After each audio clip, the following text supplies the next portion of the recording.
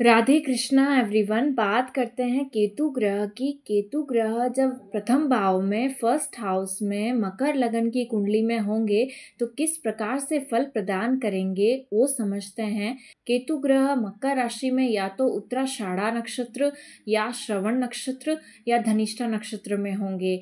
इन नक्षत्रों में कैसा फल देंगे वो भी जानते हैं। केतु ग्रह के बारे में यदि हम बात करें तो ये मोक्ष कारक है, ये मुक्ति प्रदान करने वाला ग्रह है। इसे जो वैदिक एस्ट्रोलॉजी में दीन, हीन, मलिन इस तरह से संबोधित किया गया है। वहीं ये जो ग्रह है वो डिटैचमेंट का कारक है, वो चीज़ों से दूर ले जाता है और आध्यात्मिकता की ओर ले जाने वाला ग्रह है। ये जो ग्रह है अपनी महादशा अंतरदशा में कष्ट, पीड़ाएं, तकलीफ देता है और इस तरह से यहाँ पर रिप्रेजेंट है एस्ट्रोलॉजी में। तो वहीं बात करें तो ये कारक भी है कि जब जीवन में कष्ट, पीड़ाएं, तकलीफ, दुख अत्यधिक होते हैं तभी कोई नेटिव जो है वो मोक्ष की कामना करता है या इस जो बर्थ साइकिल है उससे बार बार रिपीटेशन प्रोसेस से फ्री होना चाहता है, जिसे हम मोक्ष कहते हैं। जीवन मृत्यु के चक्र से मुक्त होना चाहता है। तो उसी तरह से यदि हम बात करें तो जो प्रथम भाव होता है वो पर्सनालिटी का होता है। ओवरऑल जो पर्सनालिटी होती है, कद काठी, वर्ण, आकृति, जो आउटर अपीयरेंस है, उसके साथ साथ जो बात करते हैं तो जो नेचर है, जो स्वभाव है, जो साइकोलॉजिकल एट्रीब्यूट्स है, वो भी हम प्रथम भाव से देखते हैं। तो जब प्रथम भाव में केतु होते हैं मकर लगन की कुंडली में तो कैसा फल देते हैं वो समझते हैं। मकर राशि एक चर राशि है। मकर राशि के जो लॉर्ड होते हैं शनि देव हैं और यहाँ पर केतु होना ये बताता है कि ऐसे जातक का जो व्यक्तित्व होता है, ऐसे जातक या जातिका का पर्सनालिटी जो होता है वो इस तरह से होता है कि एक गंभीर, एक डिसेंट और एक गंभीर या इस तरह से आप देख सकते हैं। ऐसे जो व्यक्ति होते हैं, ऐसे ऐसे जो जातक या जातिका होते हैं जिनका मकर लगन में प्रथम भाव में केतु होता है, उनका जो पर्सनालिटी होता है गंभीर होता है। यानी कि एक तरह से ये काफ़ी कर्मशील व्यक्तित्व वाले होते हैं। कालपुरुष की कुंडली में जो है मकर राशि दशम भाव में आती है। दशम भाव कर्म का भाव है, सत्ता का भाव है, अधिकार का भाव है, डिसिप्लिन का भाव है। तो शनि जो है अपने परिश्रम का जो स्वाभाविक रूप से जो नेचर है उस तरह से देखा जाए तो ये यहाँ पर केतु के होने से ये दोनों ही पाप ग्रह माने जाते हैं। लेकिन ये पर्सनालिटी को कुछ थोड़ा नॉर्मल नहीं बनाएंगे।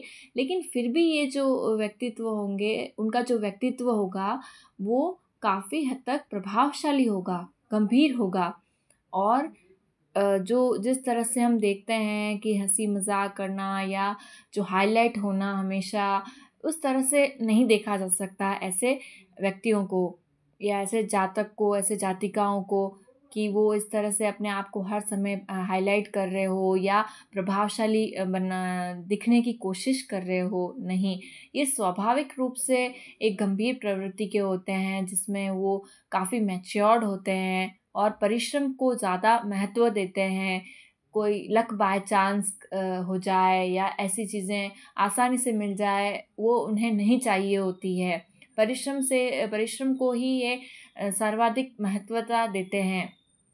इसीलिए ऐसे लोग प्रवासी भी होते हैं क्योंकि चर राशि है शनि की ये।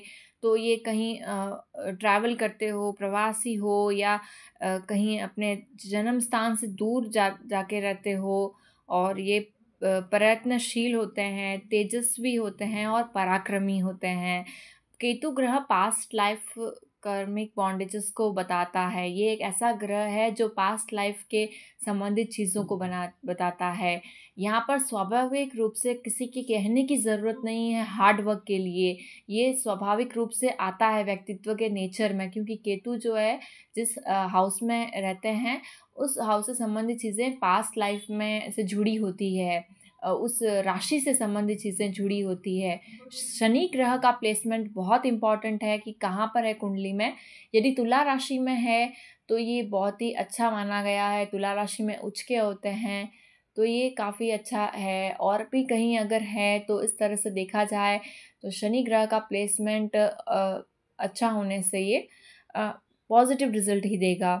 वहीं इसी तरह से और बात करें तो ये जो है, ये उग्र स्वभाव का, ज़िद्दी स्वभाव का एक जुनून देता है। व्यक्ति अपने कार्य में दर्शाता है एक तरह का जुनून, क्योंकि राहु ग्रह भी जो है वो अपने 7th हाउस में है, वहाँ से दृष्टि डाल रहे हैं लगन में जहाँ केतु है। और शनि ग्रह से संबंध कहीं हो जाए तो एक जुनून देगा अपने कर्म क्षेत्र के प्रति। वहीं बात करें तो ये यहाँ पर जो है आध्यात्मिकता की और भी व्यक्ति का रुझान होता है। केतु जो है अपनी स्वाभाविक रूप से जो चीज़ें हैं, ऑकल्ट है, गुप्त ज्ञान, गुप्त युक्तियों की तरफ सोचना, ये तो देता ही है केतु ग्रह। उसके अलावा यदि दृष्टि संबंध की बात करें तो यहाँ पर कई बार दृष्टियाँ नहीं बताई जाती है कि अर्थहीन बताया गया है, केतु की दृष्टि नहीं होती है। पर कहीं कहीं पर कहते हैं पंचम, सप्तम और नवम दृष्टि है, तो पंचम दृष्टि से ये वृषभ राशि को देखते हैं, संतान भाव को देखते हैं।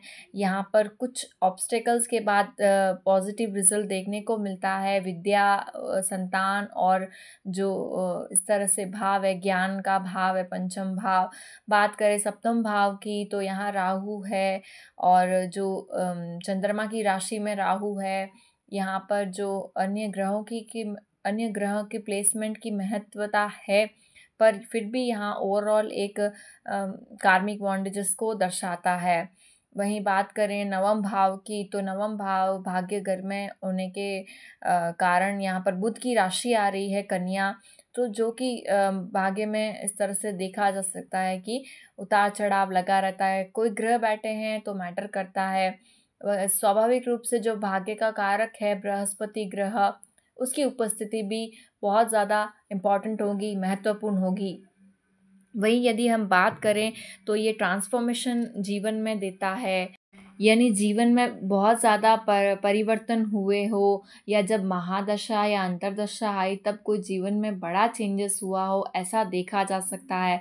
जब हम बात करते हैं सूर्य के नक्षत्र में केतु हो, उत्तराषाढ़ा नक्षत्र में केतु का नक्षत्र आप किसी भी ऐप से देख सकते हैं। जब डिटेल्स डालते हैं, जो ग्रहों की सीरीज़ आती है उनके सामने उनके नक्षत्र लिखे हुए होते हैं।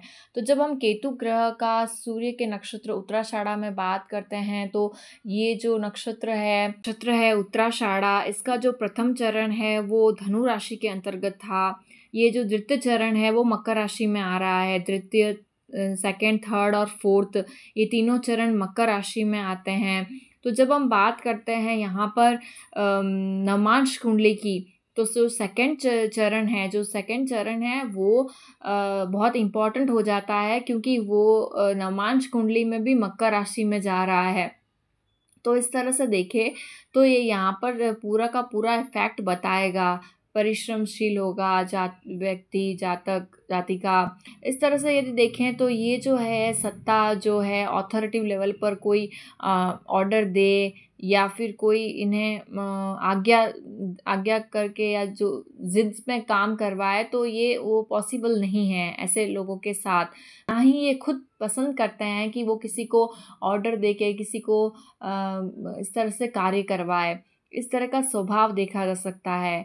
ये जो है वो सूर्य का नक्षत्र, केतु ग्रह शनि की राशि में एक तरह से डेडिकेशन देता है अपने कर्म के प्रति।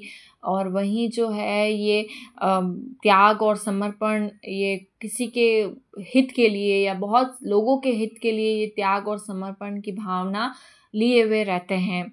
उसी तरह से यदि बात करें तो और ओवरऑल ये एक ग्रेटिफिकेशन, एक तरह से एक अच्छा स्वभाव और अच्छा रहता है व्यक्ति का मन, यदि वो किसी की मदद करे या किसी को ऊंचाई पर वो पहुंचाने में उनकी सहायता करे, किसी पद पर पहुंचाने में।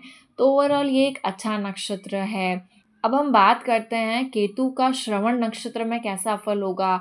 श्रवण नक्षत्र यानी कि जो सुनने की क्षमता, सुनने से जुड़ा है, लिसनिंग पावर से जुड़ा है।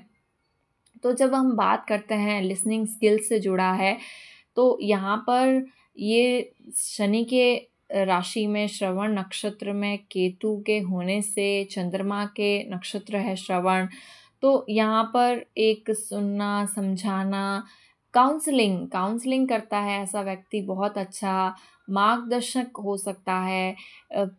प्रीचिंग करना यानी कि धार्मिक प्रवचन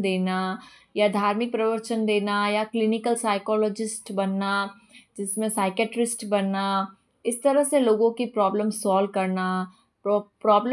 करना यदि गोल हो तो कोई भी डायरेक्शन हो सकता है। जिस तरह से बाकी ग्रहों का सहयोग होता है, तो या तो क्लिनिकल साइकोलॉजिस्ट बन के इस तरह से लोगों की मानसिक परेशानियों को सॉल्व करना, वहीं धार्मिक या ऑकल्ट से संबंधित कार्य करके धार्मिक रूप से प्रवचन देना या ऑकल्ट से संबंधित कार्य करके किसी की मदद करना, ऐसा देखा जा सकता है।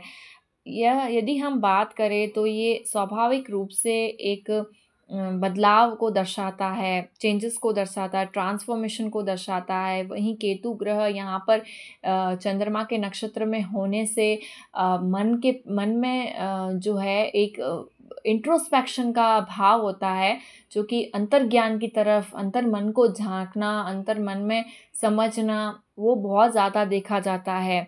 अपॉर्चुनिटीज़ को ग्रैब करके अपने आप को स्पिरिचुअली बढ़ाए। और वहीं हम बात करते हैं केतु जब धनिष्ठा नक्षत्र में होता है तो कैसा फल देता है। धनिष्ठा नक्षत्र जो है मंगल का नक्षत्र है। यहाँ पर मंगल के लिए ऊर्जा और एक स्वाभाविक शुभता का नक्षत्र है, यानी कि जो फाइनेंस है, जो वेल्थ है, जो लग्जरी है, उससे तो जुड़ा है ही। उसके साथ साथ जो है धनिष्ठा नक्षत्र प्रोग्रेशन को बताता है, स्लोली वेल्थ ग्रो होती है।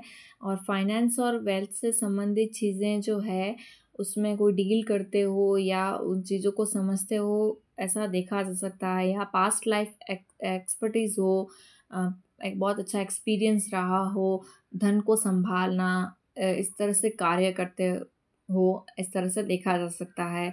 कुजवत केतु कहा जाता है मंगल के समान फल देने वाला, तो यहाँ पर मंगल के ही नक्षत्र में है, तो शनि के नक्षत्र में है। ये अपने जो भूमि के लिए, मातृभूमि के लिए लड़ने को तैयार रहते हैं, किसी भी तरह का परिश्रम करने को तैयार रहते हैं। ऐसे लोग जो है फार्मिंग के क्षेत्र में या फिर यहाँ पर फार्मिंग के क्षेत्र में या अपने धरती माँ को मुक्त कराना, यानी कि अपने लैंड के लिए लड़ना, ऐसा देखा जा सकता है।